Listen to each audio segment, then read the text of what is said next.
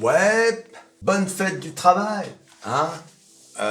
Alors, dans les usines de Stellantis, les employés sont au repos, et c'est très bien, hein, c'est normal. En revanche, le cours de l'action, lui, il n'est pas au repos, hein. Il s'est littéralement effondré hier, 10% Stellantis, c'est une catastrophe. Regardez-moi ça, regardez-moi cette bougie. Oh, c'est pas possible. Stellantis, je rappelle, l'une de mes plus belles valeurs. Stellantis,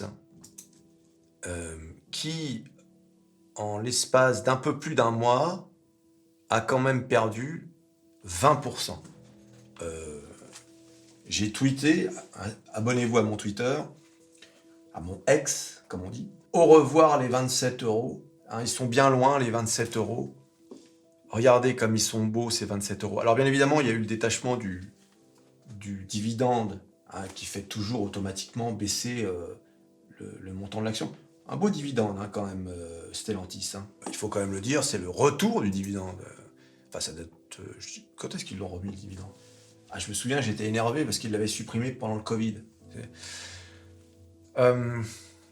Voilà, donc... mais bon, le détachement du dividende, allez, ça nous mettait aux alentours de 24 euros, quoi, tu vois. Et là, bing, on est redescendu à 20... Allez, 20 quelque chose, mais bon, allez. Hein, je ne serais pas surpris que demain, ça redescende à 20 euros. Ça dépend du FOMC ce soir aussi. Alors, pourquoi Stellantis a chuté de 10% ?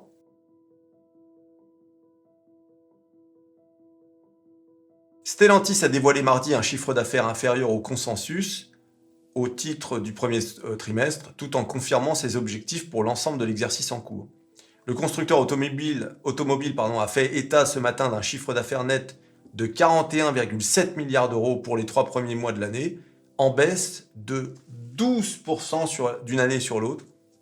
À titre de comparaison, le consensus attendait un chiffre de l'ordre de 43,5 milliards d'euros. Vous vous rendez compte quand même. Ça veut dire, là, il y a même pas 2 milliards de différence, et bing, hein, le marché en profite pour lâcher. Oui, les amis, ah, ça rigole pas, il n'y a pas de pitié. Le marché est tellement haut, quelle que soit l'entreprise, tiens, on va voir avec Amazon, quelle que soit l'entreprise, un seul point noir et bing, le marché est sans pitié. Voilà, tu n'as plus le droit à l'erreur avec un marché aussi haut.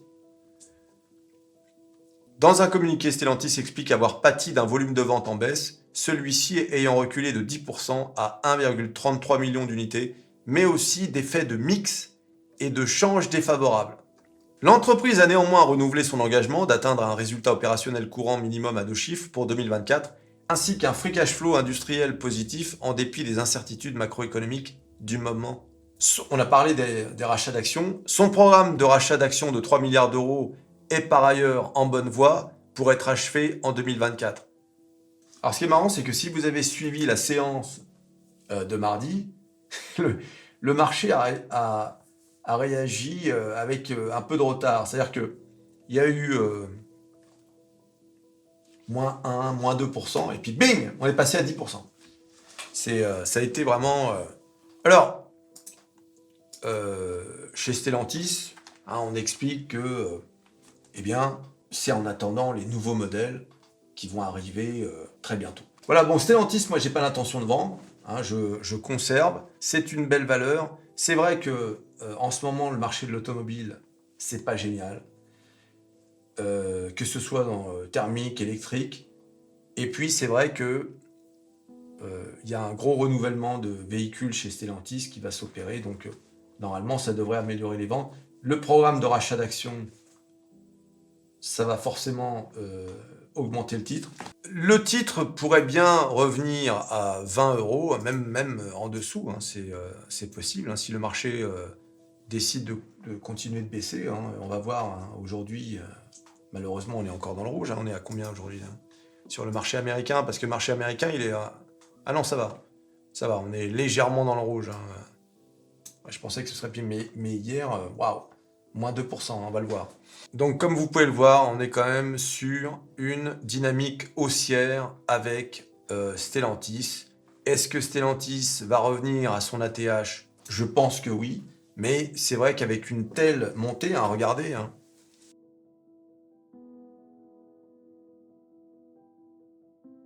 C'est une montée qui est quand même assez fulgurante, hein. Ça a démarré début 2024, on est quand même passé de 19,5 à 27. Regardez-moi ça.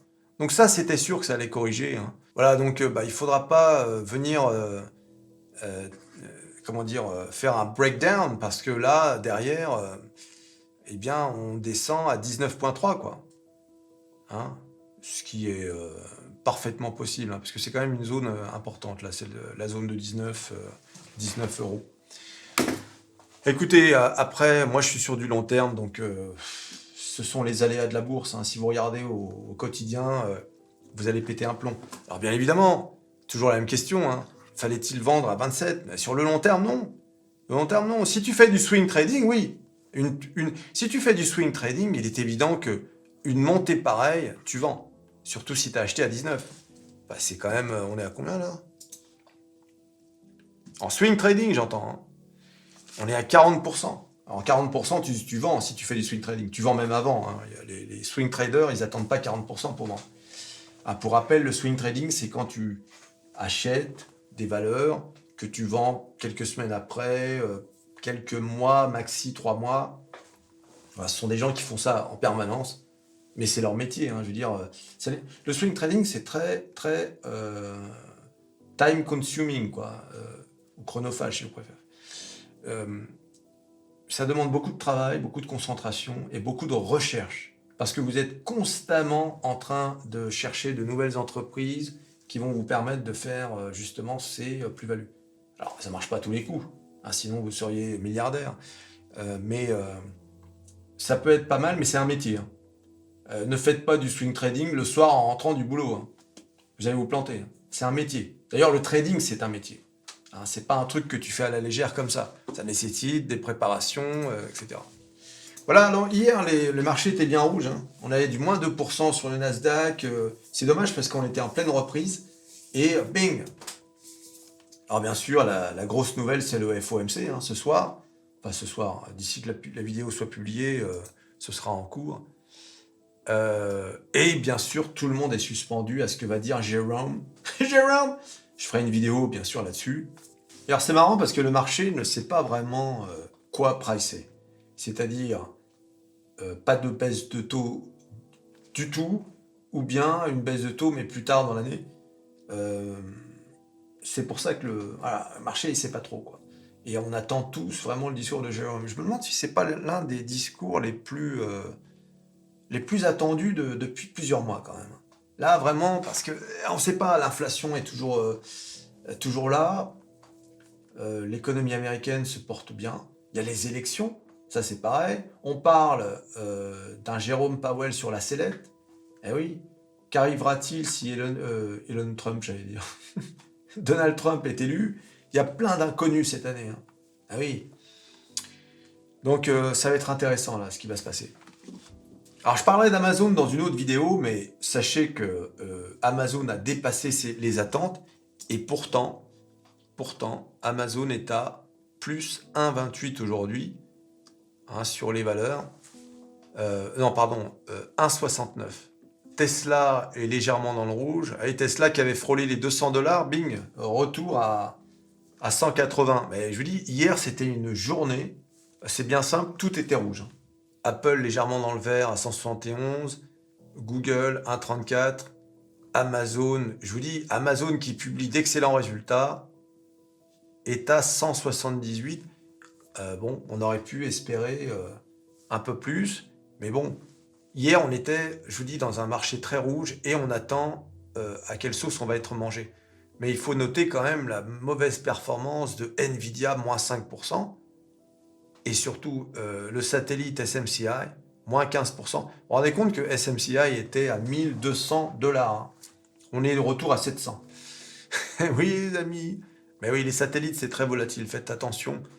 Je vous déconseille d'investir là-dessus si vous ne savez pas ce que vous faites.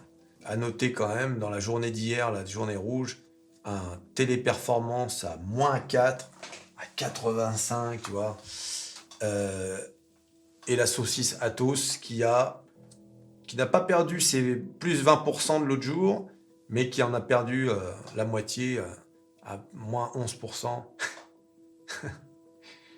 Quand tu es une saucisse, tu restes saucisse. Saucisse un jour, saucisse toujours.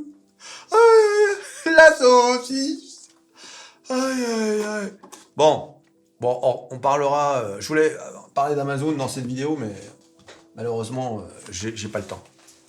Et bien sûr, dans la prochaine vidéo, on parlera d'Amazon et de ce qu'aura dit Jérôme.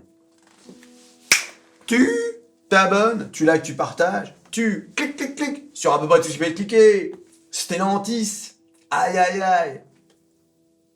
Amazon, Jérôme, et on se rejoint à la prochaine vidéo. Allez, salut.